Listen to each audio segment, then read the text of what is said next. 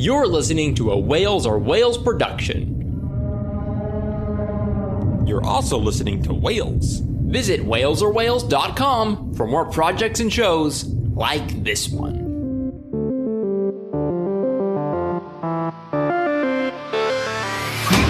Greetings.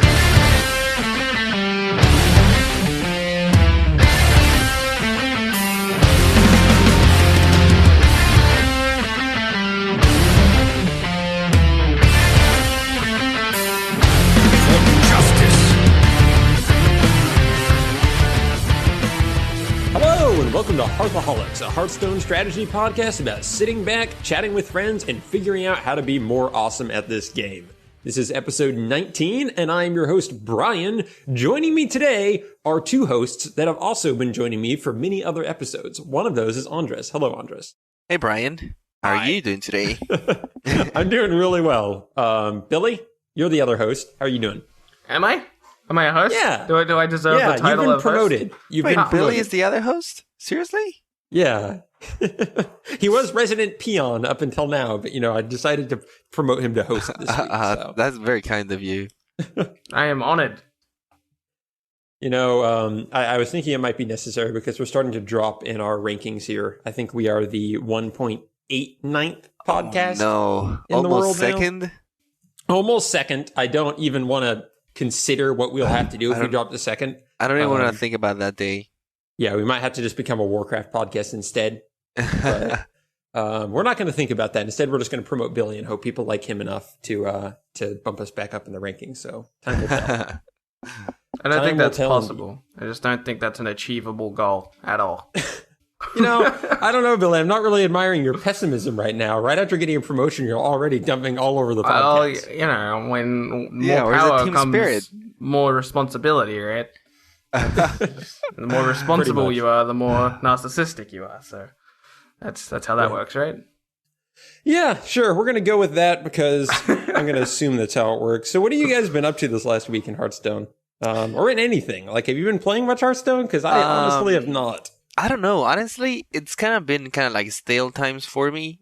I feel like it's not only because we haven't gotten new cards in a while and BlackRock has been out for a little bit, but also because all the new cards have begun announced and all my hype has been going towards those cards. Yeah. That when I turn to the game and I don't have them yet, it's it's just the same old. I'm thinking about all the possibilities right now.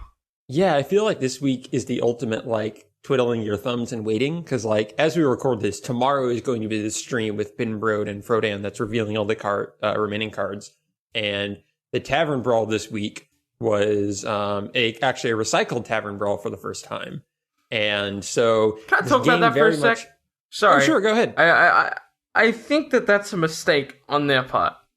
I think if you wanted to recycle this challenge, you could have waited just a couple more weeks until the grand tournament was out, so we got to experience the new cards with the same challenge. With you know what I mean? If we're gonna have the same challenge again, it may as well have the new cards on top of it. That's a really good point. I was just going to say that in general, because of that, crossed with the grand tournament being right around the corner, crossed with this meta starting to get really stale, I feel like this week is just making everyone kind of look at Hearthstone and say, yeah, maybe next week. Maybe I'll play Heroes. I'm super enjoying Hearthstone right now. Apart from that Tavern Brawl thing, this is my favorite time to be playing Hearthstone. I love it because you just experiment with cards. Whenever a new card gets announced, I'm like, ooh, that'd be really good in this type of deck if it was built around it. And then I try out that type of idea without the card and see if that pace of deck would work and etc. And this, because I have so much free time, this is the prime time to be playing Hearthstone. Well, this and obviously when it gets released. Yes, I am smiling and nodding because I kind of wish I was like you. I tend to not theory craft very much with cards. I wait for them to come out and then try them in decks. Rather than coming up with stuff beforehand. So that does sound really fun. It's just never been how I played the game. And like you said, I've barely had any time. I get maybe 1 or 2 games in a day. So I haven't had much time to do much more than try to complete my dailies and wait for the next big announcement. So but that's cool. What kind of decks are you most excited about then going into this? I think that a token style of paladin is going to be really strong, or maybe a token style of druid. But something that I've been really trying to figure out is like a control style of druid rather than a. Obviously, we've seen ramp before, but I think control is more the direction to go. Even though ramp and control are kind of the same thing, but control has slightly more responses to early game and stuff like that. And that's what I would like to see come out of druid this expansion. I've been trying to mess around with that idea. Instead of ramp druid, are we going to see like a runway druid, where it's just like, especially with that new druid card, it's just whoosh, and you're off to the races. So, right. That's the goal. What about you, Andres? Are there any decks in particular that you're excited to get your hands on with these new cards? This week has kind of been experimental week. I've been kind of trying offbeat decks. Like I've been going back to priest. I've been trying a lot of mech shaman, like kind of like my underplayed classes. I have my hopes up for shaman now. I really want to try the totem shaman. I think it's gonna be a thing, and I think it's gonna be pretty powerful. From the cards we've seen, I'm excited about that, and also about a priest. I think priest is gonna be in a good spot, so I'm crossing my fingers that we're gonna get some good decks for those two, and I get to play those classes a little more since they're my two lowest played classes. Yeah, I'm excited about that too. I've been kind of in the same boat. Last week, I believe it was, I was going back to Control Priest for the first time in a long time because I was getting sick of the meta decks. Yeah, same here. I just want something fresh. And so this week I had a bunch of warrior quests. So I started playing Control Warrior and I wasn't doing very well. And also it was taking me forever to get the quests completed. So I'm like, I'm going to take warrior into Tavern Brawl. And it was playing as the kind of aggro warrior I really want to become popular, which is just like a warrior that, because most of their spells are pretty low cost, you get a bunch of minions on the board and swing with everything you have and constantly just be equipping weird weapons and buffing your minions with rampage and stuff. So I'll be excited to see if something like that happens. I don't know. I think more and more like that type of decks are going to be viable where even classes like priest or warrior can have a very aggressive tempo decks. Rather than like the traditional just control, because I know what you mean. Now that I've been playing priest this week, like today I played 2 games with priest, and it took me about an hour for both games. Because one was against the control warrior, and the other one was against the mid-range paladin. So both of them ended up going up to fatigue till the last second. Yeah, I'm excited about Turtle Warrior coming into this next expansion. Yeah, we'll see how that goes. Which is especially my big thing. With a new card that's coming out for them, huh? Yeah, a card we're going to be talking about here. Yeah, we'll talk about it in a little bit. Yep, and then probably the other thing is I'm just curious how I can like tweak mid-range Zoo, because that is the deck over this last few seasons that I feel I know the best, and I'm curious how it'll be affected by these new cards. And like I feel that's the kind of one I will be able to look at these cards and evaluate which ones will fit and which one will not, instead of just like picking up a deck list. I have a theory about Warlock. We'll see. We can discuss it later too once that card comes up. I'm excited. So yeah, let's get into the cards here for our main topic. Instead of bringing our own strategic topics like we've been doing these last few weeks, we'll just be discussing all the new cards that have been announced since our last episode. This might be the last time we do this. There's going to be one more big card dump that I think is coming tomorrow. So honestly, we haven't decided how we're going to handle that yet, depending on how many cards there are. It's possible we could like split the next 3 episodes to discussing that dump, depending on how many there are or something like that. But, we'll figure that out. But for now, we have a nice sizable amount of cards that have come, maybe about like 15 or 16 since our last episode. So let's go on and get into those. This time, Billy, I was able to sort them by mana cost. Look at you go. So we got that. You. Well, it's how Hearthstone sorts it. So I'm like, I'll go with that, So we start here with a druid card. It is Living Roots, a 1-cost druid spell that is common rarity and reads choose 1, deal 2 damage, or summon 2 1/1 saplings. What do you guys think of this? I'm a big fan of cards that have choose 1, especially of the druid cards. Just give you so much versatility. I'm a fan of this one. I don't think is a super good card. I think it's just a plain good card. But the 1/1 tokens can sometimes come in handy, especially if you want to do like a token style deck where you, and especially in Druid where you can buff yourself with Savage Roar and what's the other mark? Not Mark of the Wild, but the card that Mark of Nature. That allows you to choose either +1/+1 to all your creatures or make a 3/2 Panther. Yeah, I think something else that I'm excited about with this card is it's something like Holy Smite or Arcane Shot, which is, an okay early card to have. But one difficulty with those cards is it's a 1-cost card that you would never want to play on turn 1. Because you don't want to just deal 2 damage to someone's face. So True, you end but up you can use it as the as a 2/1/1 saplings, right? Exactly. This gives you the option to, if you're responding and going second, you can play it to remove what they played. But if you have it and you're going first, you can actually get 2 saplings. I love that. Billy, what do you think of this?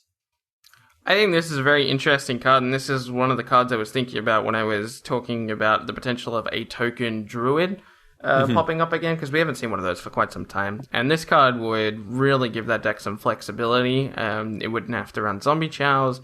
What's also interesting about this card is it's an early card, which is a spell, which is going to put minions on the board. It doesn't have to be a spell. So it doesn't come up in jousts. So you still have an early drop that will not affect your joust outcome. Yep. Which That's is a very good point particularly interesting. Yeah, that's something I'm curious about, is I've heard people talking about like joust decks, and I'm curious if joust is going to be a big enough mechanic, like how much you're going to build around that, or how much you're just going to be adding joust to decks that are already have high drop creatures in them. Like, well, I'm something not sure. you need to think about is that you're not just building joust, you're not just building around joust for your own decks, you need to build around joust for other people that are running joust, so that you're winning the jousts against them, so they're not getting their benefit. Yeah, that's a good point. All right, let's move on here to our second card. It is another spell. It is another 1-cost spell. It is Flash Heal for Priests. It is common rarity, and it reads, this is very complicated text here, so stick with me, restore 5 health. So, obviously, you can restore health in minion or hero. Billy, any initial impressions on this card? I like this card. Whenever Priest gets more direct healing on anything, it's very exciting. One of the most exciting things for me when doing silly things like Tavern Brawls or random decks and getting like a piloted Sky Golem out of other classes is that I could get an Organized Soul Priest, and there's interesting interactions with that, right? For instance, Holy Light in Paladin, right? Or Lay on Hands. Right. That becomes a deal 8 damage or a deal 6 damage spell instead of a heal. And now Priest can do that on their own. Which is pretty exciting. Whether an OTK style pops up, that would be super interesting, or whether they just use it as like the same way that a Control Hunter would use Kill Command, right? You play your Orkanai, you play your Flash Heal on turn 5, now you just played a 5 mana, deal 5 damage, which is, pretty good. Yeah, I totally agree with you. And there are just so many heal combos that priests have, so many cards that are affected by healing happening, that just having that, even if you heal your hero, there are a lot of effects that you could have go off that might be worthwhile. So yeah, any thoughts, Andres? I hadn't thought of that about what Billy said, but yeah, like priests are getting a lot of things that can become nukes, that can heal, but also become nukes with Akinai. The only thing I can think of is maybe running like 2 of these and then like 2 of the Light of the Naru. Yeah. Like you would think you'd run 2, but would that be too much? Because I feel like maybe you just end up with a lot of heals and not enough meat in your deck. Right, especially given how low cost they all are. Like, that's a weird low curve to have because most of it can't actually be played at the beginning. And like this card, maybe it's kind of like a combo card, or maybe you're running it to heal up like really big minions, really like high health minions. I guess we'll have to see how it plays out. Yeah, that's true. The only thing that I can see, like the only downside I can see from this card is maybe you just not getting enough value, right? Yeah. Because you only get health out of it. And for once, this is a card that I would actually say wouldn't be very good in Arena. I typically don't like cards that just heal in Arena because you can't guarantee the combos and you can't get any tempo out of it. So that's kind of funny. But so I don't know. I think it definitely has its uses. I think it's just a good card. You know what is more than just a good card is Cut Purse. This is a rogue card. It is rare. It costs 2 mana. It is a minion, 2 attack, 2 health, and it reads, when this minion attacks the enemy hero, put a coin into your hand. I love this card. How playable it would be, I am on the fence about, but I think it's pretty awesome. What do you think, Andres? This is so interesting. I love this mechanic. Is it the first time we ever seen something like that? This guy produces coins and gives it to you. I guess Gallywix kind of does something similar. So Rogue is becoming like the master of trade. Just handing coins to everyone. I really like them doubling down on like coins being the kind of a rogue mechanic, because rogue takes so much advantage of it between all the combo effects they have, and of course gadgets and comboing off of it, etc. Yeah, absolutely. No, if you can get 1 or 2 coins out of this, like as a rogue, you already like going second because of the coin, because of what you just said, the combo mechanics and all that stuff. So a guy that can create coins, he's really interesting.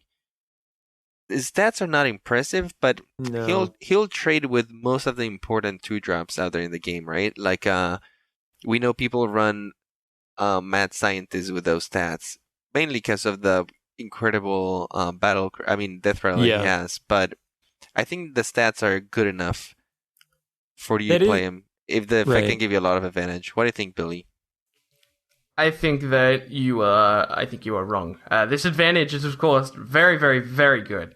However, the only reason why Mad Scientist is run is because of the effect, like just straight up. And that effect will always happen, unless IMB Cow happens, but that's obviously everything beats silence. Everything can be silenced, so I don't really treat that as an argument. I'm definitely not disregarding the effect. I think the Mad Scientist effect is one of the most powerful death rattles of the game. And as far as the stats go, the only reason why Mad Scientist doesn't get killed every single turn it's played is because people don't want to kill Mad Scientist because of the effect, right? I think if a 2-mana 2/2, if there was another example of that existing in the game, we would see it killed every time on turn 2. I think that this card is like it's a very niche in that it will live maybe one time. And that will be great when it happens. True, but I don't think it will be game-winning when it happens, so I don't understand. The point is, what are they killing it with? Because if they're trading a 1-for-1, then that is fine. Well, sure. But maybe in Arena, sure. But in Constructed, a 1-for-1's good and all, but it's not, like... I don't know. It's not worth a deck slot. I have trouble seeing where exactly it'll fit well. I agree with you, Billy, because, like, if you're running a Miracle Rogue or something... and you coin it out, you're probably going to get 1 coin from it. So all you really got was a 2/2 early, which isn't really that much of a benefit. I like the way that Strifecrow valued this card, because I like I said, I've got a lot of free time. I get to listen to other people's opinions about these cards. Strifecrow brought up a really interesting point. He tried to value how much damage the coin is worth. And that's interesting. He tried to evaluate this card as a 2-mana 2/2 with Wind Fury, and that makes a lot of sense for me. Like the way I can't explain the reasoning. If you guys want to figure out how he came to that conclusion, go watch his evaluation of this. But Doommaul Shaman, not Doommaul Shaman, the other Shaman Wind Fury. It's a 2-cost 2/3 with Wind Fury. That card isn't run, and I think for the same reason this card won't be run. Yeah, I agree with you. I think I love the card. I love its effect. I love what it does. But in terms of like competitive play, I don't think it's really going to be out there because of all the disadvantages you mentioned. So that being said, the same with like all of these cards we'll probably talk about, unless we state otherwise. This is probably a good card in Arena. Yeah, it's not bad. It's not bad at all. Speaking of not bad in Arena, this card might qualify. We have Alex Strauss's champion. It is a 2-cost warrior minion, rare rarity, 2 attack, 3 health, and reads Battle Cry. If you're holding a dragon, gain +1 attack and charge. And as I was looking at it, I'm like, wait, that's actually kind of bad for Arena because you cannot at all guarantee you have a dragon. Billy, what do you think? Is this card good? Is it terrible? Is it the best card ever? You need to give us the answers.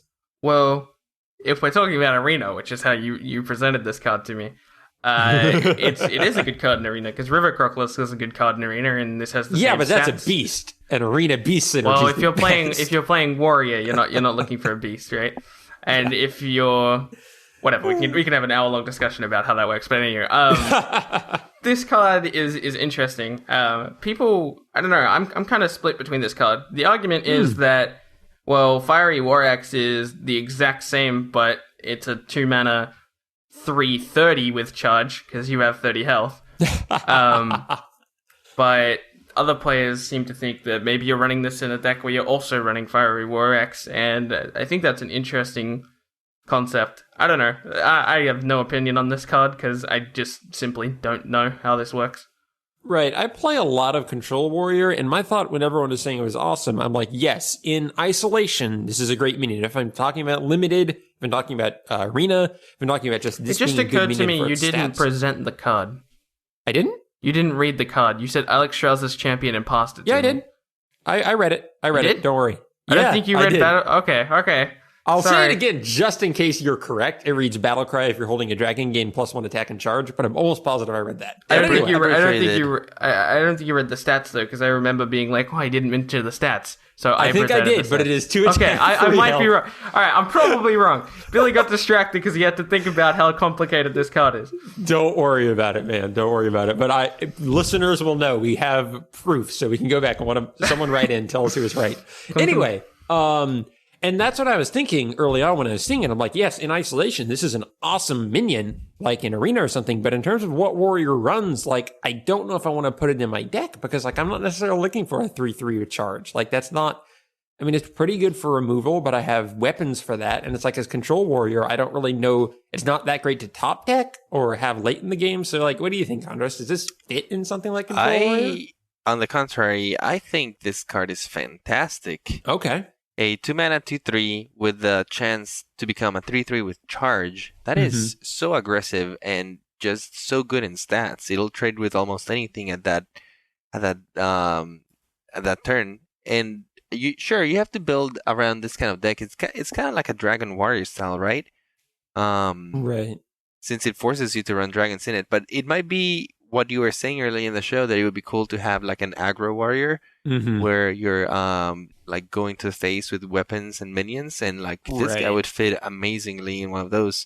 And you can be running Asher Drakes and a couple other stuff to trigger this guy. And even if you don't trigger it, you still get a solid 2/3, which is not terrible on turn 2. Yeah, I think you're right in that this is good in a warrior that might come around that's the opposite of the type of turtle warrior I've been thinking of. Like with the legendary we're going to talk about, this is bad to have in that deck because I wouldn't see that. Well, I don't know, like necessarily. Even a 3/3 with charge. You wouldn't get that with that legendary though. Again, we'll go over that later. But it would come down as a 2/3. You're right, but even at 3/3 with charge, that's just plain good. Yeah, I guess we'll see. I think time will tell, but I hope that you're right, Andres, that we'll see a new type of warrior that's maybe more aggressive. I think this card is really solid, and this is the type of card that inspires other deck styles like that because it's just super solid. If you can, it is solid. If you can build around cards like this, you're just bound to have a good deck. Speaking of cards you're going to build around to get a really good deck, we have Lance Bearer. This is a minion, common rarity, 2 cost, 1 attack, and 2 health, and it reads I can't read Battlecry for apparently. Battlecry, give a friendly minion +2 attack. That was so amazing that I couldn't even read it. This is like the Horde Lowly Squire, it seems like. This is a little orc kid looking at a butterfly. It's pretty awesome. That works. What I'm wondering is why the Lance Bearer does not have a lance, though. That's troubling. Because he's chasing the butterfly. He dropped the lance. He forgot the lance. Maybe he already gave out the lance, and now he's going off chasing butterflies. He took the guy's helm and sword and gave him the lance, and now he's just waiting for his master to return. There you go. But he's not going to return because he got traded. Oh man, this is a sad story we're building here. Wherever this guy, the nice human had taken this orc in and was taking him as a squire, and now that human isn't there to care for him, who will care for him? Billy. Who will care for Lance Bearer now that his human friend is dead? I will tell you who will care for Lance Bearer. Hobgoblin will care. Will take care of Mr. Lance Bearer. Hobgoblin empowers the weak. Hobgoblin is starting to look like a really good deck. I lost a few weeks ago. You might have considered that I might have been joking when I was talking about an actual Hobgoblin Paladin working with Lowly Squires and etc. I did consider that. This card is a good card, and it happens to have 1 attack, and it happens to synergize with Hobgoblin, and that's exactly what a Hobgoblin deck needs. It needs good cards that happen to synergize, and this one does. And I'm very excited about this. I actually agree with you on that one. I think this card and a couple of the other aggressive cards that are coming out, coupled with the already bunch of aggressive cards that are out there, like I can see that Aggro Paladin just becoming really, really strong. And I can see them even throwing like a Hobgoblin in there. They're already running like Argent Squires, and if they start running like Lance Bearer and like all these other guys, like I don't know, that's scary. That's scary and like really strong.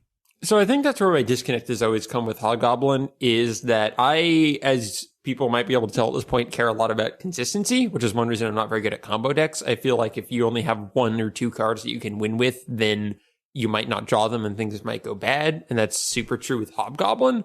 So what you're saying there, Andres, putting Hobgoblin in these type of decks in a deck that has ways to win without drawing Hobgoblin makes a lot more sense to me than the kind of Hobgoblin decks I've seen before, which are rather hobbled by when they don't have Hobgoblin. Have to interject. Okay. I specifically, in my my argument for this being a Hobgoblin card, brought up the fact that there are Hobgoblin cards now which happen to be good on their own. Lowly Squire is good on its own. Lancebearer is good on its own. Piloted Shredder is not a card which synergizes with Hobgoblin, but you run it in that type of deck. I have a Hobgoblin list. I'll post it to Twitter. I think I've already posted it to Twitter, but it's, if you look at the list, there actually aren't a ton of cards which synergize with Hobgoblin in that deck.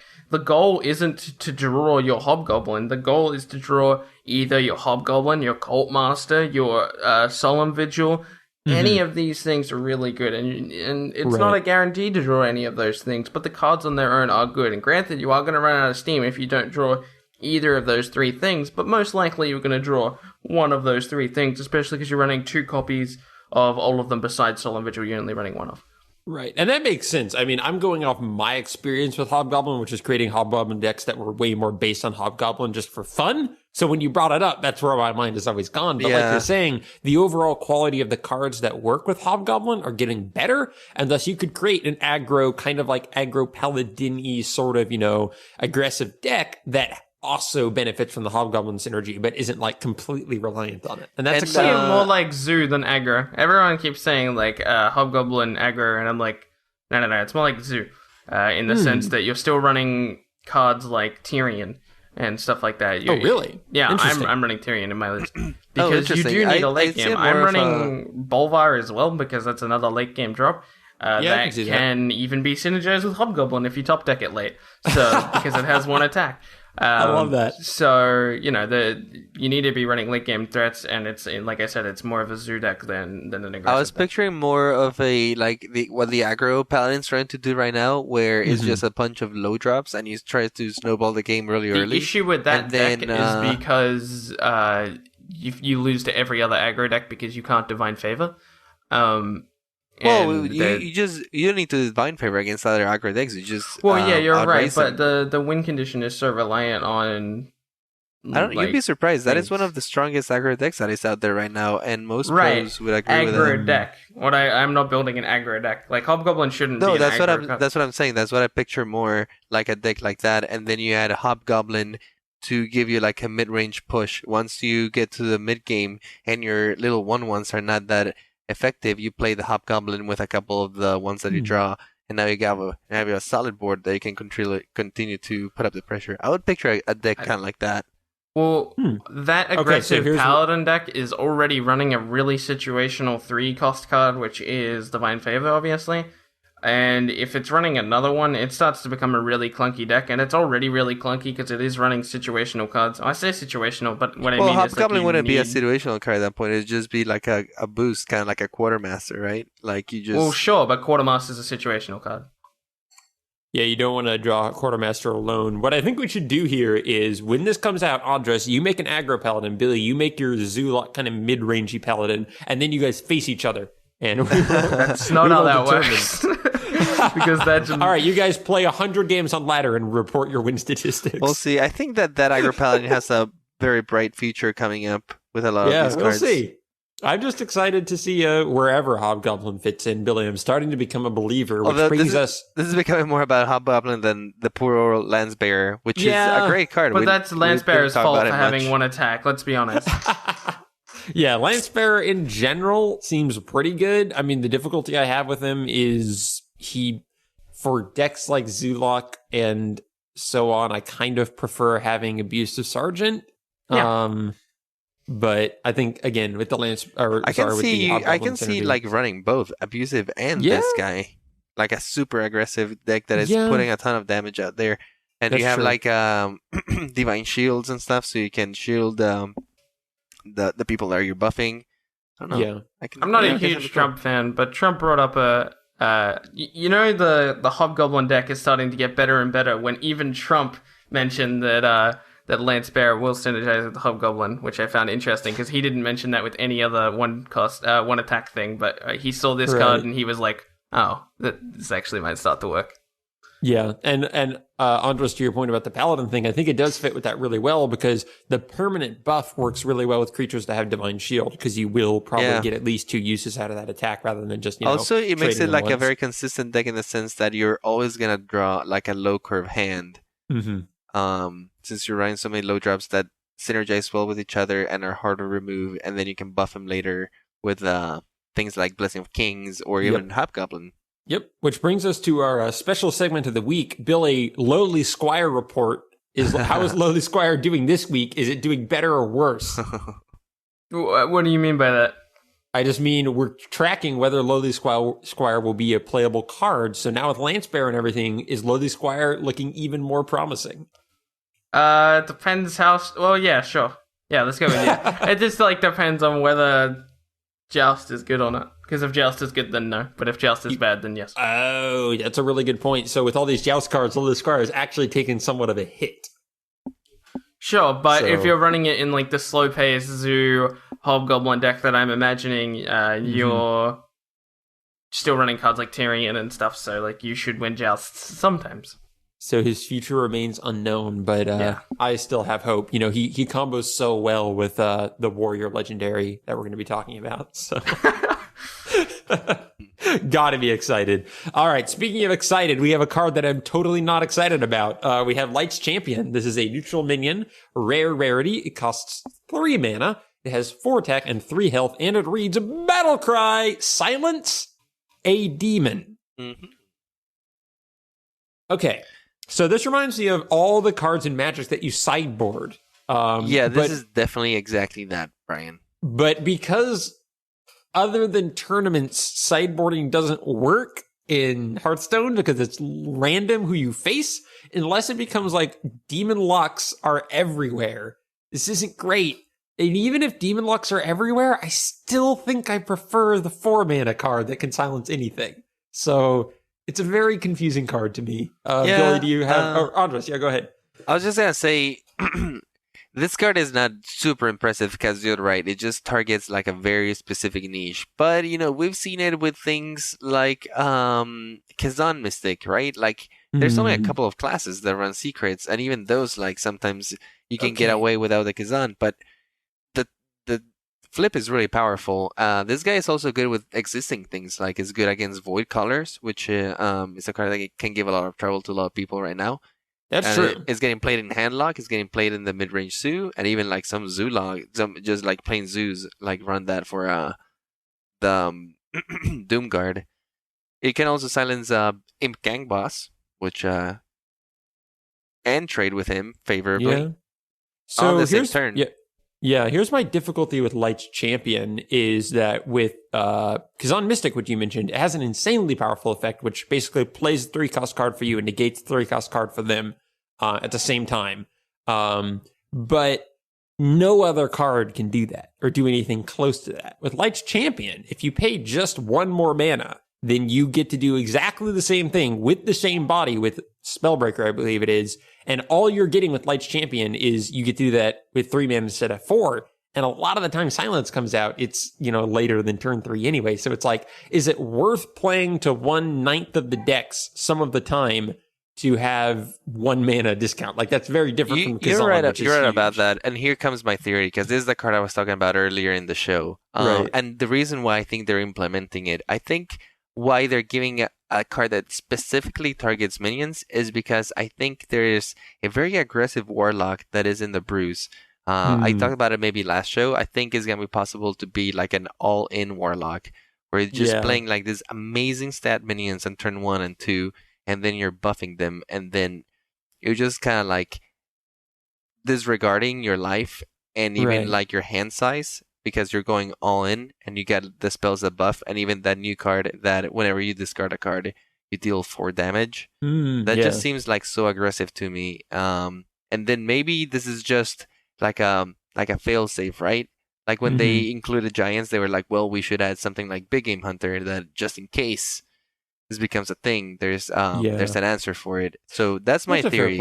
That maybe this is just slightly different theory as to why this card Billy, was added. I want to hear your theory. We're starting is it like to my see... theory about pirates that it's a trap? Well, no. We're starting to see a large card pool for Hearthstone. A very, very, very large card pool for Hearthstone. People have talked about the tournament format and the ladder format for quite some time now.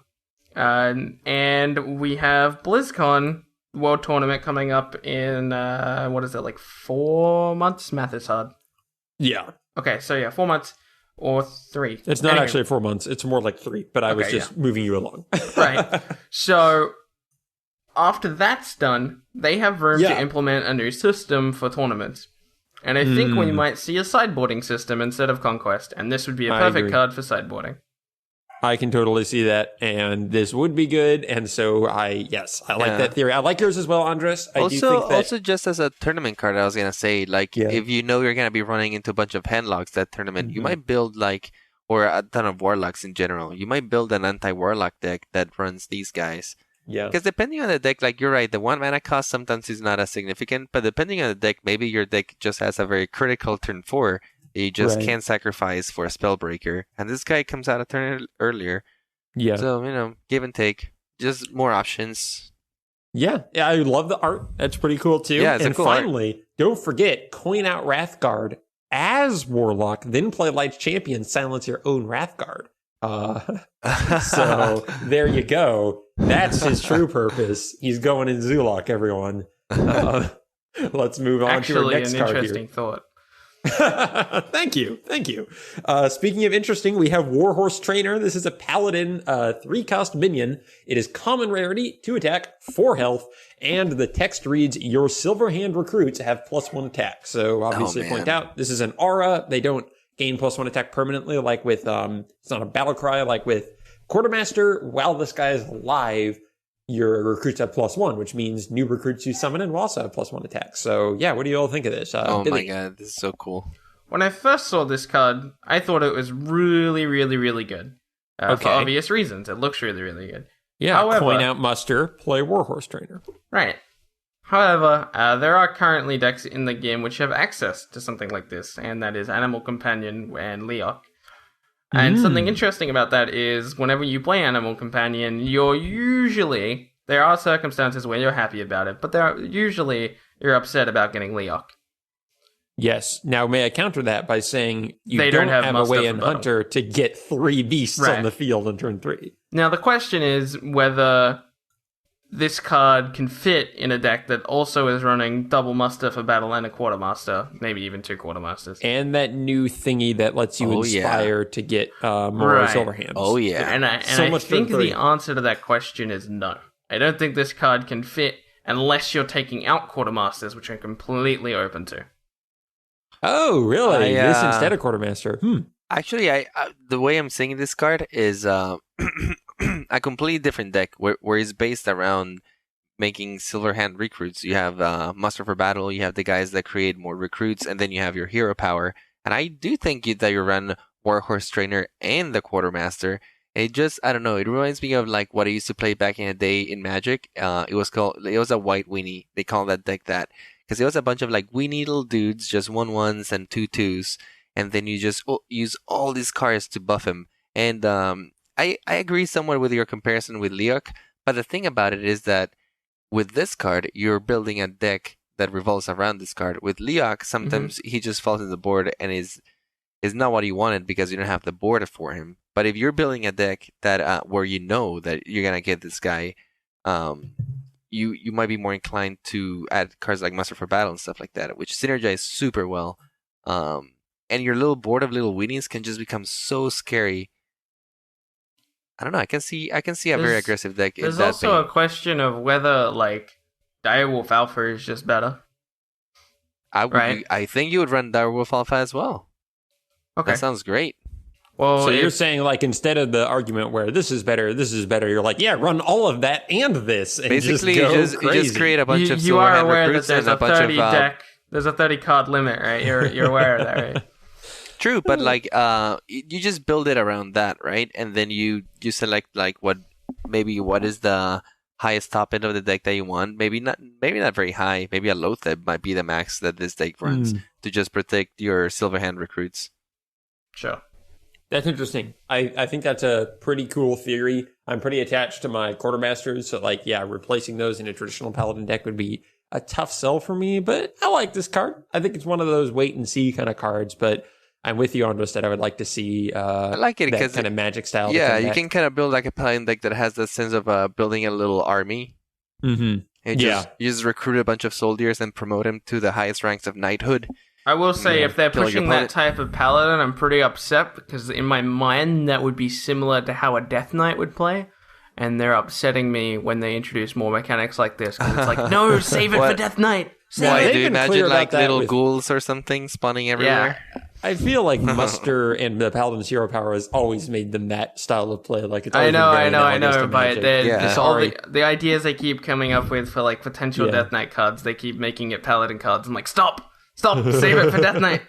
They've also said we're not doing Death Knight. No, they said we're not currently working on Death Knight. They never have ever said that we are just not doing Death Knight. No, Billy, but the exciting thing is when they do Death Knight, they should do something that no one ever anticipated. So you should be happy that all of your ideas are being thwarted. Because I want to be clever enough to figure it out. All right, we'll go with that. We'll hold out hope. All right, our next card here is another class card. It is a Shaman Spell Healing Wave. It costs 3 mana. It is a rare rarity, and it reads, Restore 7 health. Joust. If yours costs more, restore 14 health instead.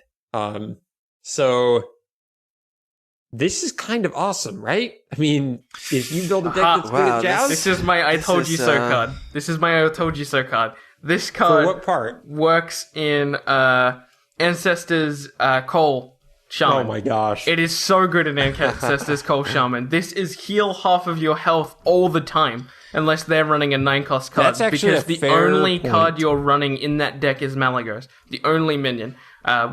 Unless you're also running a second win condition, which could be argued for like Kel'Thuzad and then like Ancestors, the other Ancestors card, Reincarnate, which actually would work in this type of deck. I'm telling you, this card will see play in some type of crazy Shaman deck because your only cards are 8 and 9 mana. I agree that they will see play in that type of deck. The question is, will that deck see play? Yes, because of the draw card and this. That makes that deck work. That deck almost works now. This card is really interesting. It's just, wow, it's 14 health is a lot of health. That's half health. The deck also, interestingly, counters anyone else using Joust cards, which is cool. Yes. So, like, no one else is ever going to get Joust. There's also a great answer, for example, against, like, aggressive hunters. Like, Shaman has struggled so long against like the super aggressive hunters because they just can't heal, and with overload and stuff, sometimes the heal bots are so clunky in that deck. And especially if their early turns can just be putting totems on the board and stuff, they might not need to rely quite as much on having low end minions, which can improve their Joust chances even in a more traditional Shaman deck. Yeah, so I like the idea of just having like a very high cost minion, but in that deck, wouldn't you run like maybe like Thaurissan as well?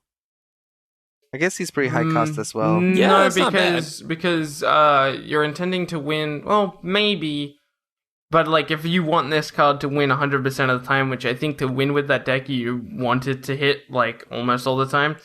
So I think that you might have to cut Thaurissan just because you need to win the Joust with this card. That makes sense. It's definitely way better than the Druid healing card. Which is for sure. 3 mana to heal 8. I mean, I don't know. Even if you don't get the Joust, it's not terrible. Yeah. Well, I'm picturing a type of deck that needs to live until turn like 16. Yeah, in which case this is like necessary for that deck to really work. This is really interesting. I don't know. Shamans are getting so many tools in this expansion. I'm so excited for them. I think the doors have finally opened for them. That's what we thought with what's it called? The Lava Shock? I don't know, really but that was work. one card and it just didn't work out. It just didn't have that much impact. But all these cards, I am very sure that they're gonna have a big impact on that class. Yeah, Shaman cards are most often the cards that I look at and just say, "Whoa, that I must be reading this incorrectly." I think Shaman just got 2 archetypes. every deck, every class in the game has always had two. Well, not always, but recently has had two archetypes: Patron and Control, etc. Right. I could go on and on. I think Shaman just got its 3 archetypes now. A mid-range Shaman that's running Totems, Mech Shaman, and Ancestors Call Shaman. I think that they will all be viable. Granted, not all top tier next season, but I think they will all be viable next season.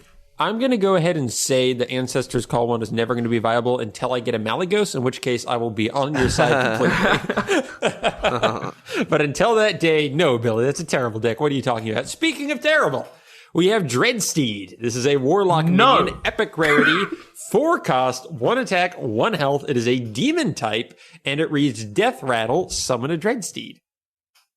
All right, Billy, you have a reason this card isn't terrible. I want to hear it because I actually want to believe. Okay, so this card is really cool. For the longest time since this, probably just before GVG, I've been trying to get a control warlock to work. A control demon-focused warlock with Dread Infernals and stuff like that to actually work. Unfortunately, the issue with that is a lot of your cards are very situational. You need something on the board, or you need to do, insert thing here to make this other card work. Dreadsteed, unless in the case of Silence, but I hate arguing that because Silence can happen to every single card in the game. But anywho, this card will always be on the board for you. So, Demon Heart is always activatable. Demon Fire is always activatable. Demon Fuse, if you're running it, is always activatable. Oh gosh. Yeah. Sacrificial Pact is always 5 health. Power Overwhelming? Power Overwhelming is always there. Shadow Flame on top of a Power Overwhelming is always there. This card will stick on the board, and even if you're not running some crazy combo, if you get this out of Void Cola, this from the rest of the game on is going to deal 1 damage every turn. It's kind of like Mage Hero Power every single turn. It's like Warlock equipping a 0 mana Mage Hero Power and not getting rid of their current Hero Power. That's pretty good. I think that this card will see play. Maybe not competitive play, but I think you'll see it on ladder quite a lot between ranks of, 15 to 5. And I think this card is actually really good. And I think that some player who's not me, because I don't think I'm talented enough, will make this card work. I love that argument. I had not heard any of those points before and had thought of almost none of them. And that's really good points. I like that a lot. And I think that card could actually, I can see trying it now with that in mind. Just the idea of always having that presence there is really big in Warlock, especially since a lot of their cards like Power Overwhelming or Shadow Flame hurt their own cards. And now you have a vessel for that. So I've thought about this card for a very long time, and I'm glad I was able to articulate it in a way that you were able to change your mind on the card. People like to bring up the argument that it's too slow because it's 4 cost, but people don't remember it is a big tempo loss. Void Cola exists in this game, and it's very good. Oh, that's a really good point. Also, if you're talking about a really controller Warlock, tempo isn't your number one thing. Like in Zoolock or something, you want to be playing tempo, but in Control, you can sit back a little bit more. What do you think, Andres? You're right about that. I actually agree with Billy on this card. I think this card is, the effect of this card is so powerful. Kind of unseen before in Hearthstone. This effect is so powerful that they had to give this card the worst stats. I don't think there's a card with this cost that has worse stats. The thing is, you could not have made this card any better. This card, that's what I'm saying. This effect is so powerful that you need to make it like this. You need to make it expensive and very low stats. I could see a 1-2.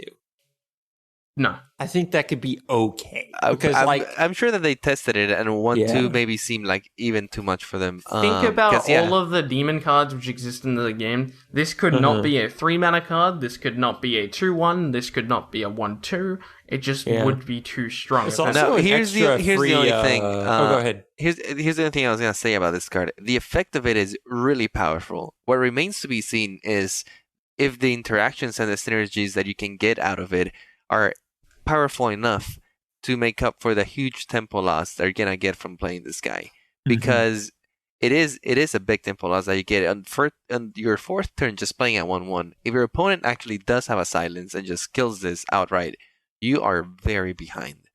So it does remain to be seen, because I think that's true. The effect synergizes with a lot of the warlock cards, like Billy already mentioned, and even things like Mortal Coil or Anima Golem, right? That you always need a minion on the board to stay in there. Yeah. So I like that they're introducing something like this, because I think there's a gap in there. There's a hole that this card could fill up.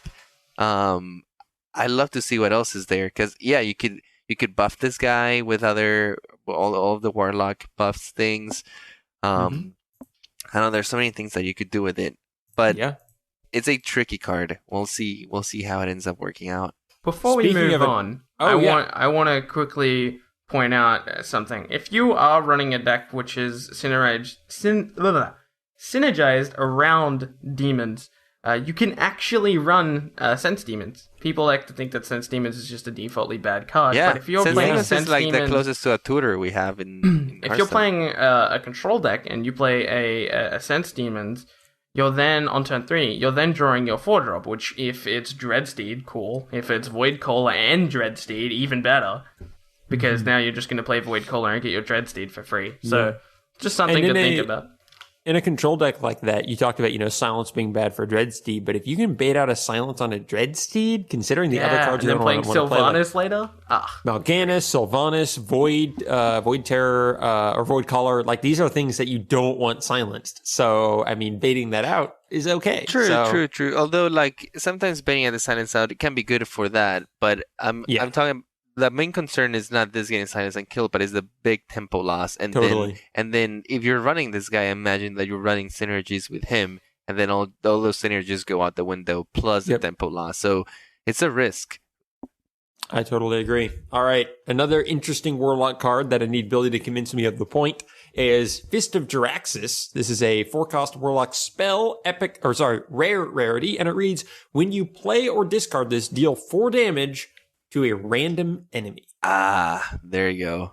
That's the card I was talking about. Is rough, because even if you're going aggro, it might not help you burst the face down. So I don't know. Is this Dark Bomb seems a lot better? Right. I'll let Andres finish off with this card, because I know he's excited about this card. So I'll just quickly go first and make my quick points.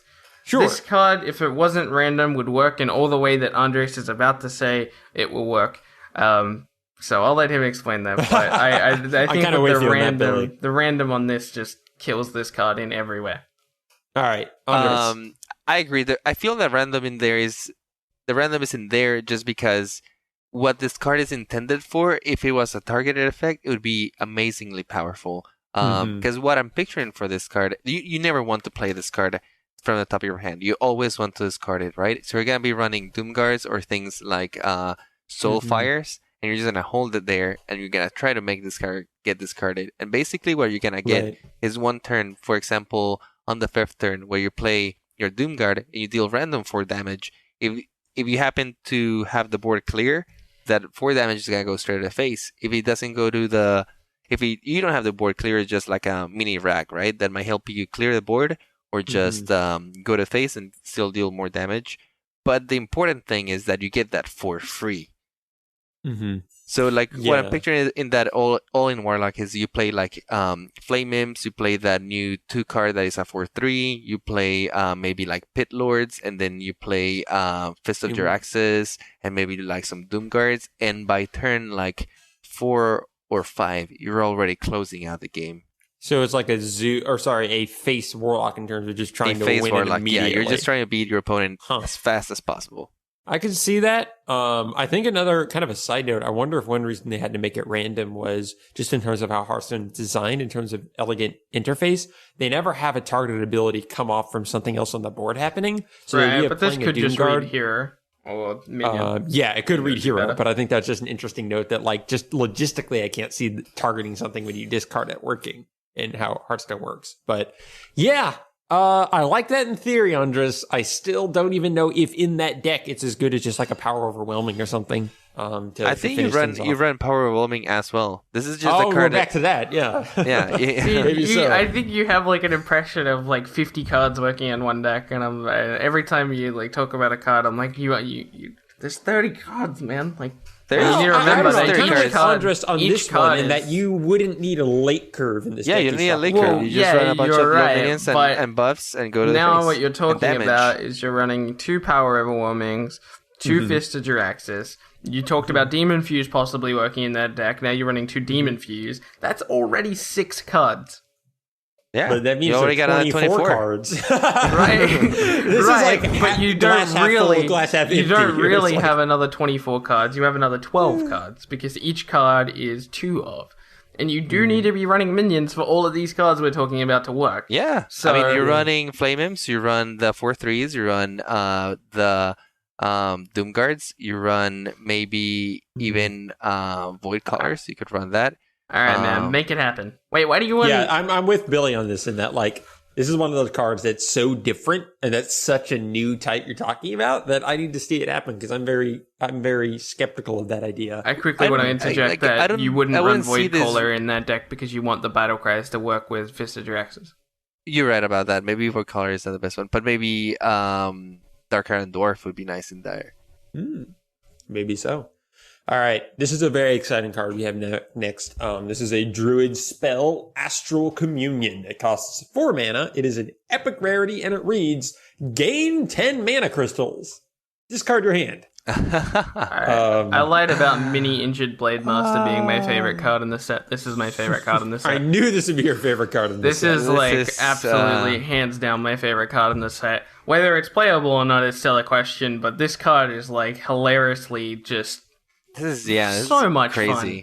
This is So crazy. much fun, this card. Imagine if you actually do play this on turn 2. Let's just assume that. Like, that's funny. That's just like, you could still lose that game. But what I would love to do is somehow get loot hoarders on the board before playing this card. right. I was you can about to still say that, run like, Ancient Allures and But you have to other hope to cards. draw those. Sure. Because you can't, the nice thing about loot hoarders, you can play this and then trade them and then suddenly have cards to play. But what about running which- Nourish in the same deck? Like, Nourish is a really good card. But Nourish, you have to hope to draw. Like, what I'm saying is I'm looking for ways to get immediate card draw when you play this card. Okay. And Loot Hoarder's one way. Cult Master requires a really big board, but I'd be interested if there are other ways. But you might also build it, like you said, just build a deck that's built around getting you that card draw later. But yeah, this is like the most high risk, high reward card in the game, I think. Yeah, I'm picturing a deck I agree with you. I'm picturing a deck that runs, like, as far as minions go, have legitimately every card be a really good top deck. Belches, Sonaris, Ancient of War, Ancient of Law, like, so you don't really need to draw into your draw card because every card that's possible for you to draw besides a spell is good for you, and every card that is a spell is going to cycle for you. So, like, Wild Growth, Wrath, Nourish, etc. I go back to my consistency question, which is, do you think this is a deck if the meta is slow enough that can work and ramp up, that it would have potential even without drawing this in the first, 4 or 5 turns? Sure. Okay, that's what I'm hoping as well. What do you think, Andres?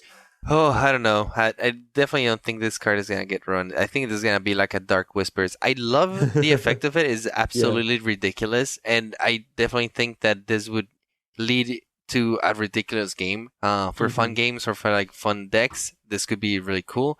I agree with you guys that for this type of card, you need to run really good top decks, and either you need to run like a very defensive early game where you kind of like set up some defenses before you play this, so you're not like left out in the open with nothing out there, or maybe some like preemptive card draw, like you said, where you like lay down your minions, some defenses, then you play this, and then you kind of have some ways of refilling your hands, so you can like replay everything. But here's the thing, though, what happens those games that you draw this card like on turn 8?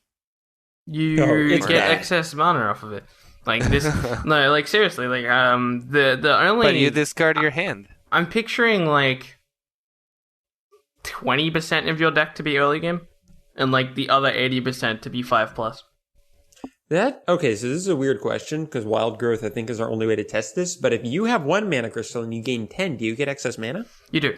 They said on Twitter or somewhere that if you play Ancestral Communion on 10, you will get excess mana. However, if you play it on 9 or anything like that, you will not get excess mana. Oh, You need okay. to Because be I was on thinking turn if it was on any turn, that it would have Secret Text Reading, draw a card, which makes it way better. But if you play it on 10, do you discard your hand and get the excess mana? But on turn 10, you often wouldn't have a hand anyway. True. So, okay, so that's not bad, but it's still, though, isn't it a pretty bad top deck past like turn 6, totally. right? But something that's interesting about it, or difficult, like you're saying, Andres, is my worry is for decks that it's very weak to decks having efficient removal. Like if you play this and then you play one minion and the other person does like against a control warrior or something. Yeah, polymorphs or shield slams or executes or freezes it and then just keeps going to your face. It might just be too late to catch up with one like card I said, per turn. I'm picturing like in the same way that you play mid-range decks and you're hoping to start off with shielded mini bot while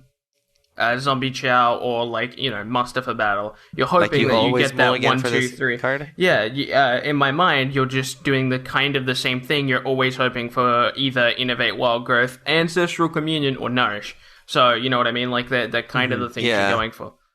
Yeah. The thing about this is that this is an all-in card, right? From the second you play this card, you're kind of like all in, and it's just so risky. Like I don't see anyone like in the tournament or in the ladder trying to get to legend, like running an Astral Communion deck. It's so inconsistent, which is like, something I go back to a lot because I play decks that have answers like Control Warrior, and a card that removes all of my answers with the potential. Like, again, most games that I've played a druid that plays everything to iterate out a big creature, I win, even when I think I'm going to lose, because I remove that one creature somehow, and then they're just out of fuel. And I feel Astral Communion could do the exact same thing to them. It's also worth noting that I would be running this as a second Aviana, and not as I wouldn't be running 2 of this. Okay, I was wondering about one of as optional, because that to me makes more sense. That's at least how it would work in my head. I would have to test all of this. I actually think this card can be playable. Like I hope so. Yeah, that's right. Like if you draw 2, like I don't even see like running 2 in a deck, because if you draw both of them, then one is useless. I see it as super situational. In the right place you can play it, but again, I don't see it as something basing a deck around just because of how inconsistent it is. I think your deck couldn't get a consistent win ratio. It's cool having cards like that though, because it just opens up crazy effects and crazy games. But as far as competitively and ranked, I don't think we're gonna see this card. Speaking of crazy effects, Billy. Before we end, I want to just mention that I think this could. Keep in mind, I'm saying could because I'm doubtful, but I'm saying this could be the patron of the set. Ooh, I'm with you that it is dramatic enough that it could, in a way that a card like Fist of Draxus couldn't, because it can control a game by itself and redefine the game. So I'm with you on that. Well, it remains to be seen. Yes. Next up, we have a Shaman card. It is a weapon, epic rarity, 4 mana. It is Charged Hammer, 2 attack and 4 durability, and reads Death Rattle. Your hero power becomes deal 2 damage. What the heck? Oh man, all this card is just all these crazy effects, just changing up the game. Where does this fit though? Because that's not good for Totem Shaman. Definitely not. Well, although it has 4 charges, so you have time to like set up your little shaman board and like take over, and then go into like the aggressive or something. So I don't know. It's not terrible. Unexpected. It's very controlly, right? Because pretty much you have 4 charges to get rid of, and then from that point on, you just keep dealing 2 damage everywhere, which is really strong. But like, is that really what you want on turn 8? Is dealing 2 damage? Like, I wonder how much. I mean, obviously, with all the Inspire effects and all that. But a lot of Shaman Inspire effects are totem-based, so I'm like, I go back and forth on this card so much. I had a 2-hour discussion about this card with a friend of mine. Oh my gosh. We collectively, at the start of the conversation, he was all for this card, and after 2 hours, I convinced him that this card is no good. We could spend 2 hours on this card, and I could explain those reasons, or we could all trust me when I say that this card is bad. Well, what was the conclusion you came after the 2 hours? In every situation where you play this, in any type of deck, it is too slow. Or it doesn't work for you. The result being, if you're playing it in an aggressive deck, it takes too long for you to get the effect. In the case where you want the effect, it's too slow for you to be able to get, because you're waiting for something to happen on turn 8, and when you're playing this 4-cost thing, you also need to be developing your board, because 2 damage from a weapon isn't going to be enough damage to clear anything else but totems. So unless you're in a mirror match, which granted could work, however, doubtful, you're not going to be wanting to draw this card ever, and deck slots are a thing, and you can only run 30 cards. This is not a good card, I don't think. I could spend hours on this guy. I agree with you that it's a slow card. The 2 attack on the 4th turn it's a little slow. Thank God it doesn't have Overload. Because oh god. Yeah. There was a joke. I was gonna say like there was a joke image on Reddit. It was like it had this card, but obviously changed on some website, and it was like a 4-cost 2/4 weapon with overload. I think it was like 4 and 50% chance to hit the wrong enemy. It was like the exact same card, but with like all of these random effects on top of it, and it's just like I saw that looks like a shaman card. I saw that for Heal Wave as well, which is like overload 2, and then if you win the joust, you heal between 7 and 14. And what do you do if you lose the joust? Do nothing. It just heals. Yeah, and like comparing it to existing cards, like we have Doomhammer, which is similar in stats, right? But the difference is you deal 4 damage a turn. Oh, that's another argument. Doomhammer, and then you have the chance of buffing it to Rockbiter and dealing like 10 damage in one go. And even Doomhammer being so much superior is kind of getting cut out of Shaman. Yeah. So I don't know. I don't know about this card. The 2/3 weapon is also getting cut. So 2/4 for 4. Yeah. That alone isn't going to do it. And I again go back to like if you're playing a really controlly Shaman, you might even prefer those totems. Like, I agree. Yeah. Having said that though, this card might be great for Arena. Arena for Arena it can be super solid. I even disagree with that. I think the majority of epic cards are really bad in Arena, and this is another one of the really bad. I think it's better than most. In Arena. The idea is that 2 damage doesn't actually kill anything, especially on turn 4. Granted, Stormforge Axe gets picked in Arena, but that's because it comes out on turn 2, which is Arena, infinitely better. Right. That's a good point. But in Arena, people really stock up on 2-drops, so those are often being dropped late in the game in Arena. So plus the 2 damage just from hero power late in the game can be a huge thing. Yeah. So I can see it going either way. I can't convince you of it. I just don't think it would. No, we're going to spend another hour on this card, Billy. I don't see it. I don't see it much in constructed unless unless there's a crazy weapon damage with hero power shaman thing, and then they're gonna run other weapons probably. Yeah. All right, next up we've got Ram Wrangler. This is a hunter minion, rare rarity, 5 mana, 3 attack, 3 health, and reads battle cry. If you have a beast, summon a captain's parrot. Oh, sorry, a random beast. Dang, man, why you gotta hate on this card? I talked about because it's bad. This is another card I love. This card's amazing. No, it's not bad. This card creates.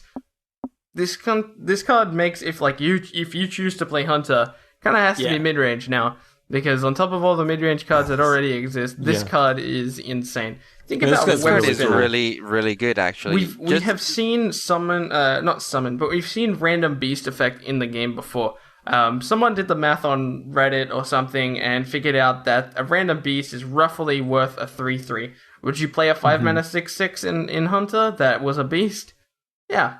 Yeah, not only that, but you have the chance to get Kazrilla, you have the chance to get King Crush, and these are okay chances because there aren't that many beasts. They're introducing some new ones, of course, but like Bane of Doom is amazing. Yeah, I was about to mention that. Like, we already use a card that costs 5, deals 2 damage, and summons a random demon. And with this one, you get a 3/3 guaranteed on the board. Plus, maybe you get a chance at a King Crush, High Main. You can get the Rhino that gives haste. I don't know. There's so many good options. What's interesting is because of the order that Tundra Rhino reads. Tundra Rhino reads, your beasts have charge. It doesn't say give any beast you play charge. Because it says your beasts have charge, you could play Ram Wrangler, see if you get something like Gazrilla, and then play Tundra Rhino, which is fairly interesting. I thought I might mention that. That's a good point. That's a really good point. So yeah, I think this card is kind of fantastic. The reason I said it was bad is when I was first reading it, I thought it put it in your hand. Web Spinner, then I immediately saw it was summon and I changed my mind completely. I'm like, okay. And granted, there will be a lot of games where this will summon you a Web Spinner or a Hunted Creeper, but even that is not terrible, especially for a Beast Hunter where you want Beast and you have a lot of synergy with them. Yeah. Before we move on, I want to point out that the card art on this is a card art that I've been waiting for them to use for such a long time. This is in the tutorial of Hearthstone. Oh, really? Yes. Oh, is it one of the cards that Hemet plays? Unless I'm mistaken, but yes, I think it's. I'm almost positive that's one of the cards that Hemet plays. Okay, there you go. Interesting. Cool. Next up, we have Sea Reaver. This is an epic rarity warrior minions. Costs 6 mana. It is 6 attack and 7 health. So it is a ogre, a Boulder Fist ogre right now.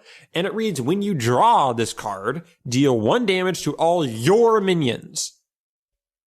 So it's like a whirlwind just to your own minions when you draw him. So it seems like super patron and ragey, but I don't like the idea of it being random. Yeah, I don't know. This seems like the flame, what's it called? The flame Leviathan of warrior. Yeah. I love this card. I hate it because I would never want to run it, but I love that. I think this is Blizzard's way of like poking fun at us as a community. Like, I love seeing cards like this because they're just like, this is almost good, not good, because it's random. Like, it's funny. I like it. It's no one will ever run this card. This is a bad card. This is the thing. This is the thing about this card. This card is not bad.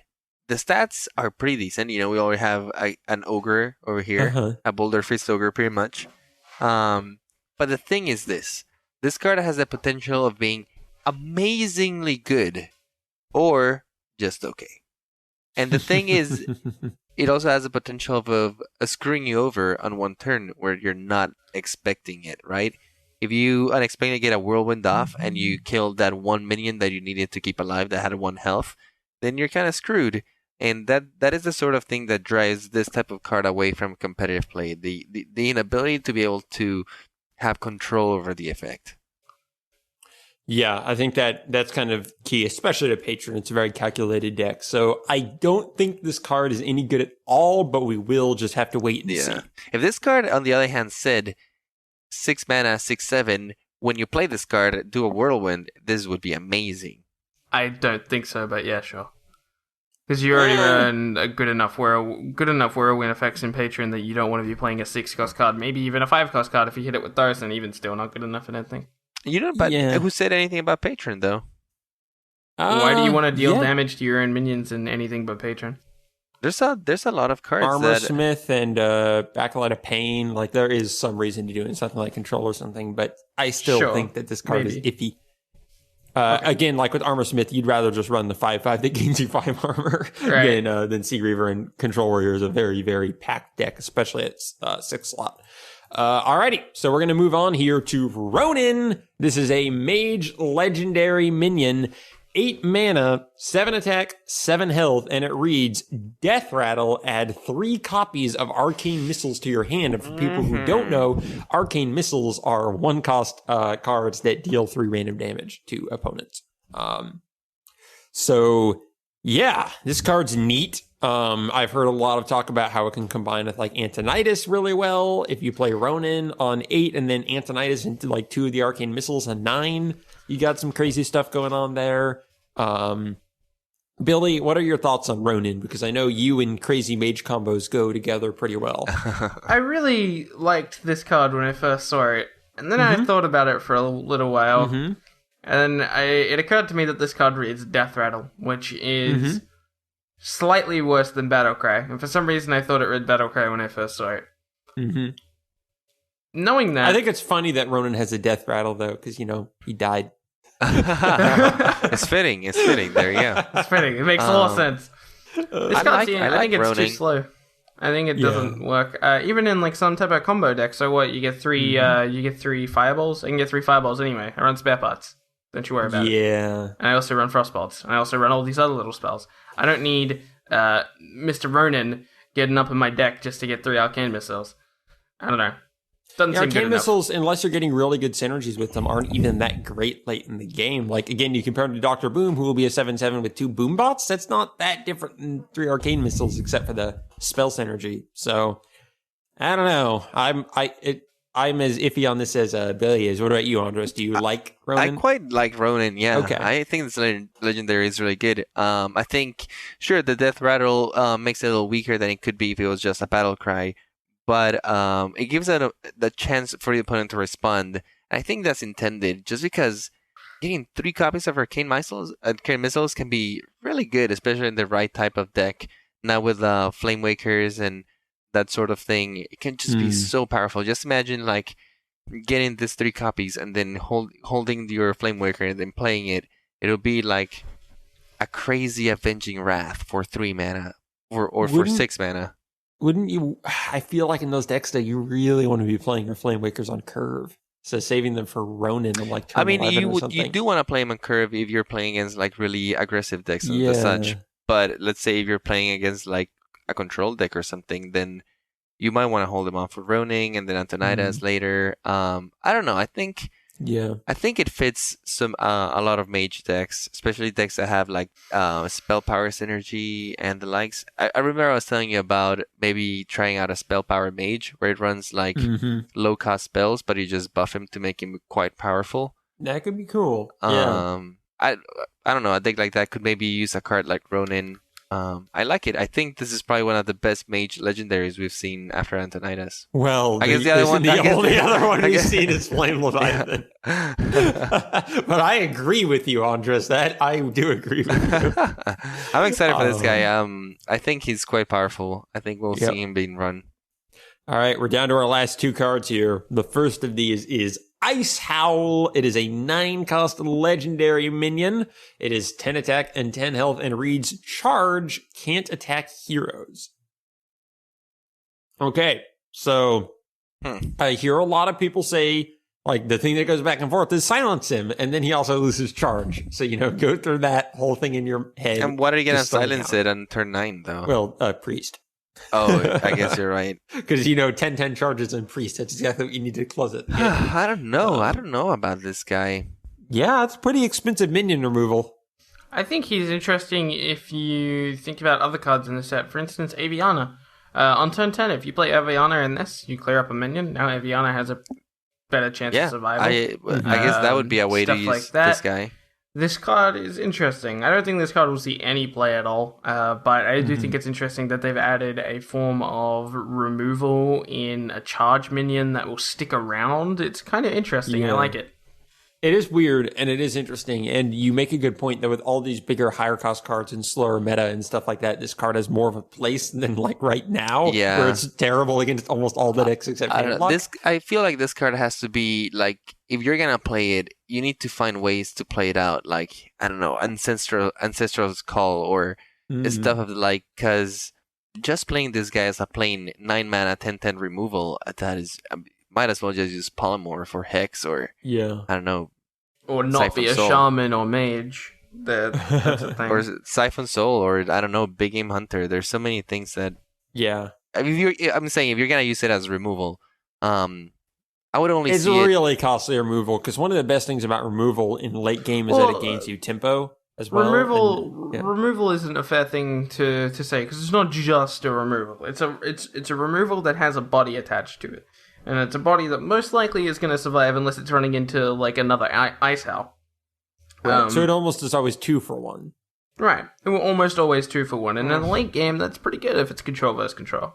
Yeah, I don't know. Like you said, I will only see it being run with, like, a combo like Aviana or something like that, where you can get this guy for a huge discount. Yeah. Or maybe in Astral Command Druid, or what's the name of that card? That gives you 10 mana? Astral Communion? Yeah, there you go. Maybe in there you put it, because in there you could use a 10-10 with charge on the 5th turn or something. Yeah, and plus we need those cards that you open and say, shoot, this is the first legendary I got. So, we'll have our we'll have our new generation of Gruul stories. There you go. This is like Mimiron's head. Exactly. I crafted a Miramon's head last week. Oh my gosh. Moving on. Our final card, Varian Wrynn. This is a warrior legendary. It costs 10 mana. It is 7 attack and 7 health, and it reads, Battle Cry, draw 3 cards. That's already not terrible. And then reads, put any minions you drew directly into the battlefield. There are some clarifications with this card which must be uttered. Okay.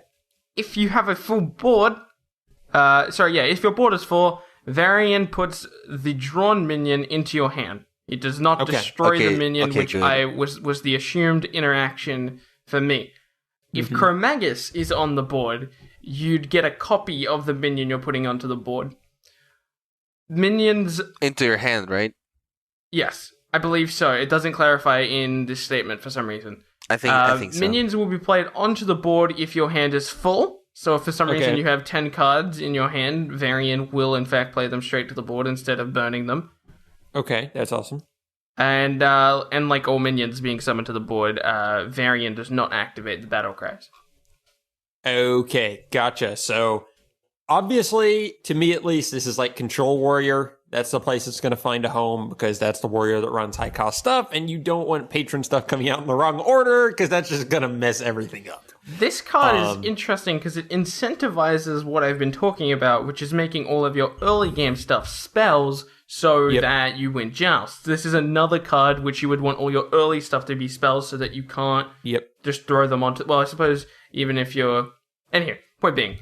Imagine you're playing a Turtle Warrior, you play Varian Rin, get 3 taunts, and then bolster next turn twice. No, let's not do that. But an interesting thing is, like, maybe Warrior will start running, and bear with me, I know this, like, sounds crazy, but maybe they run cards like Upgrade, because it's a card that allows them to continue to control the board while extending the game, because it's only a 1-cost card, so they can still hero power in the same turn, or shield block, or whatever they want to do. So they can continue to control the board with very little mana and very little resources, and they're putting less minions in their deck, which means they're taking advantage of Joust a little easier, which is slightly interesting. So where I'm going to disagree with you is I don't think this card incentivizes you running low-cost spells instead of low-cost minions, because if you're running the same number of low-cost spells, it's better to draw a minion from that than a spell with Varian. So you would actually want minions instead of spells as removal. But if you draw something like Acolyte from Varian, that's a bad thing for you. Yeah, but that's not removal. I'm just saying this doesn't necessarily incentivize you to be playing spells instead of minions. I think Joust is, none of your minions in Warrior are removal in the early game. Okay. So I'm just saying it's not really incentivizing you to do that, though, because you're not doing it anyway. But that said, I agree that this card is pretty awesome, and I think that it does synergize well with that because you are going to have a lot of high cost minions in a deck like that. Something I was worried about is I've played a lot of Control Warrior, and at least in its current incarnation, a lot of those cards, those battle cries, you want to come out at the right time. And just having them kind of fly onto the field and not get the battle cries from them can be troubling, especially since you rely on a couple of finishers like Alexstrasza and Grom. If you throw one of those like Alexstrasza onto the field and they BGH it, and you haven't been targeting their face because you've been planning to beat them some other way, like that could start to get you into trouble. Yeah.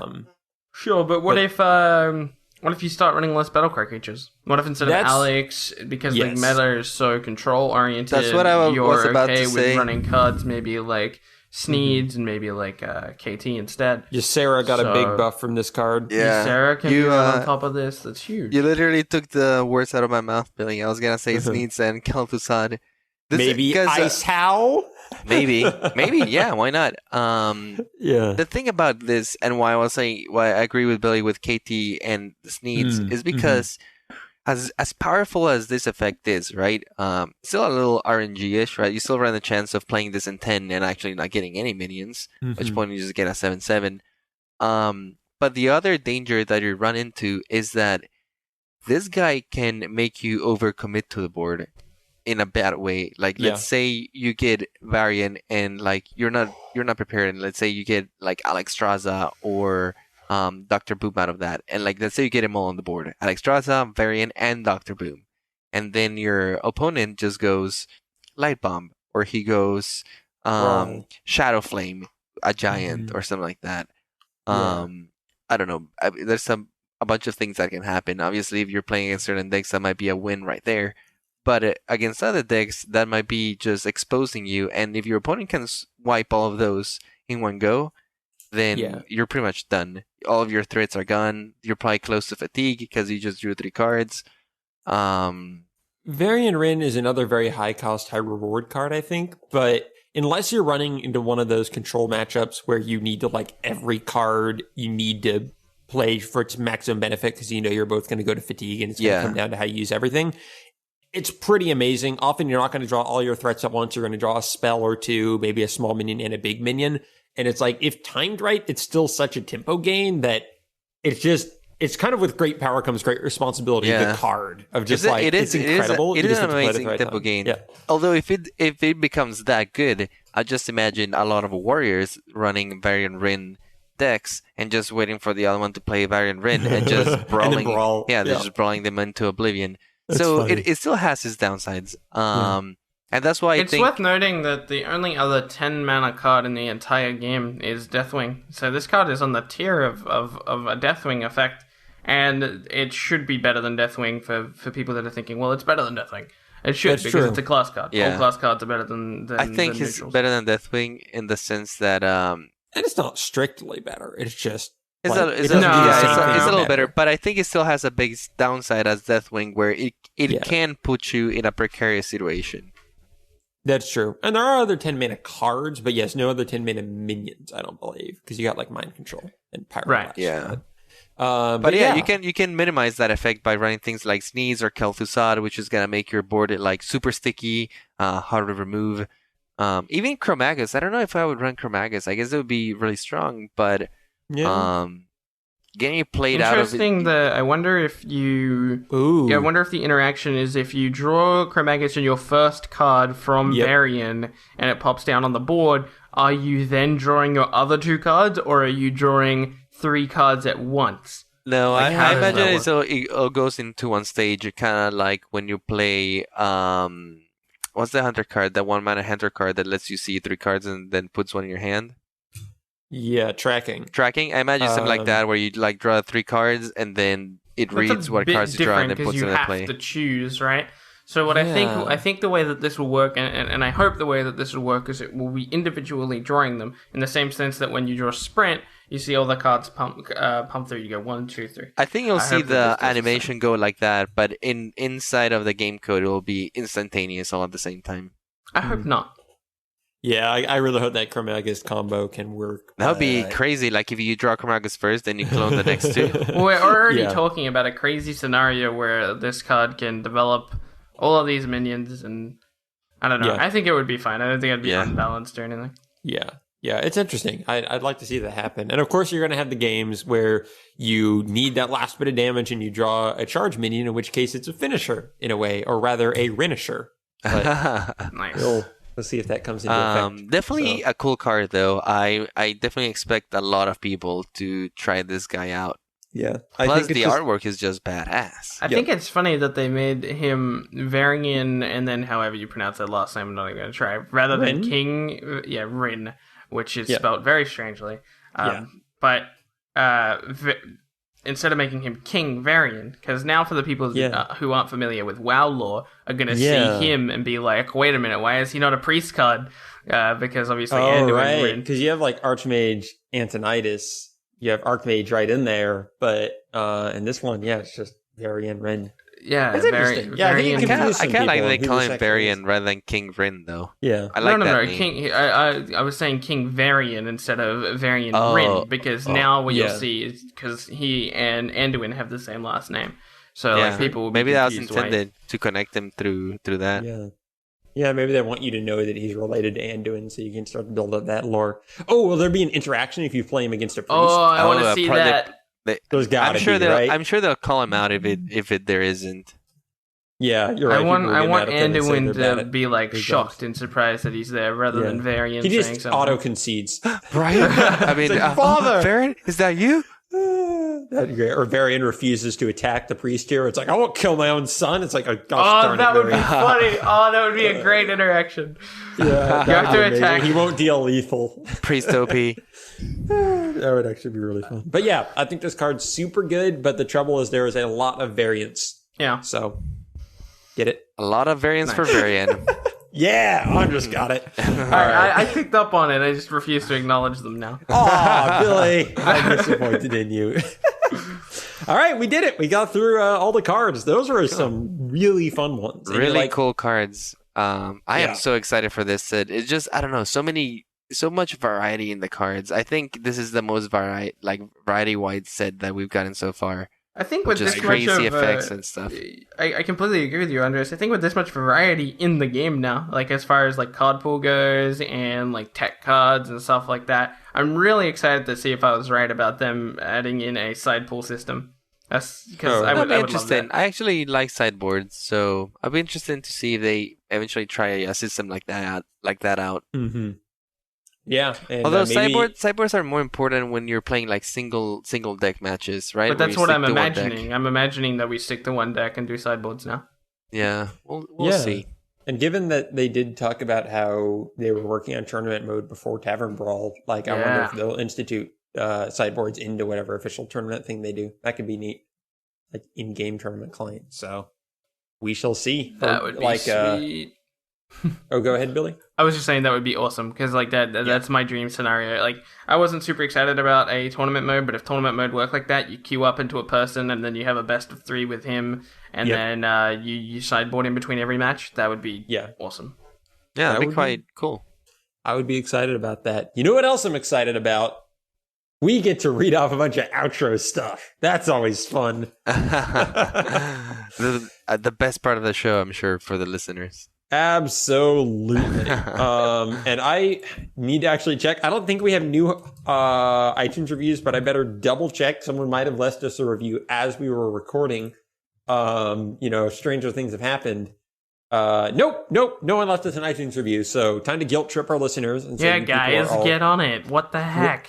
Stop using Android devices. It's bugging us. You should all be using Apple devices and leave us iTunes review. I mean, you can probably get iTunes and leave us a review even if you use Android, so you know. Right? Want to do some extra legwork? Totally cool. But yes, we are very thankful for all the people who have left us iTunes reviews in the past, and we love to read them out on the show, so definitely send those our way. As we're getting back to our old format, also, we are going to be wanting some listener topics, especially about the Grand Tournament, what everyone thinks of it during its release, so you can send us those our way at hearthaholics@gmail.com. You can also find us on Twitter at Hearthaholics and on YouTube and Facebook by just searching Hearthaholics. We are a production of the Whales Are Whales Network, which is a place you can find other awesome shows like this with other awesome people like us. Just head over to whalesareWhales.com. Finally, if you want to talk to us in person, and by in person, I mean over the internet, in real time, you can go to the game nights that I run for The Angry Chicken, a fellow Hearthstone podcast that inspired this. So just check out their Reddit at /TAC podcast, and you can find all of our details there. I post every week about a game night, and it is on Wednesdays at 8 p.m. Central Daily Time. Finally, Andres, where can people find you on the internet? People can find me on the Twitters at iPlayGames. You spell that IPLAI Games. And you can also find all of the music and the musical work that I do over at my website, massevemusic.com. And you spell that MASSEVE, music. Check it out. A lot of cool stuff to listen to over there. Sweet. What about you, Billy? Mine's a bit weird this week, because I've got a lot of stuff changing, but if you want to follow me, I am currently at Fanatic Billy on Twitter. Fanatic Billy. That's a good name. I like that. Thought so. I feel like Fanatic Billy could be a really good card, honestly. We need to figure out what the card text would be for that. I want to be a Murloc if I'm a card. Fanatic Billy the Murloc. That's and then amazing. Just like have him be like a 2-cost 2/2, and then have him like scream when he hits the board, and then makes every other minion cost like have 1 less attack because he's so fanatic, and then they get like scared of him, and then yeah, that's not bad. I like that. You know, let's get to work on that. I'll just start sending emails on an automated schedule to Blizzard every hour, telling them to put that card in the game, and they have to listen eventually, right? It's actually not a bad idea for a card. Get on it, Blizzard. Oh, I thought you were going to say a bad idea. That's not a bad idea to get a card made. And I'm like, no, Bill, that's a terrible idea. You can't do that. No. I was saying it's not a bad idea. It's like the card, like that 2-cost 2/2. This is true. You can find me at Lord Meldor on Twitter. That is LordMeldorr. And also I do like everything at Whales Are Whales. So again, just head over to whalesareWhales.com and you can find all the shows and projects that I'm involved with on the interwebs. And finally, we will leave you with our flavor text of the week. It is true that some druids are savage, but others still enjoy a quiet moment and a spot of tea. Let the hunt begin.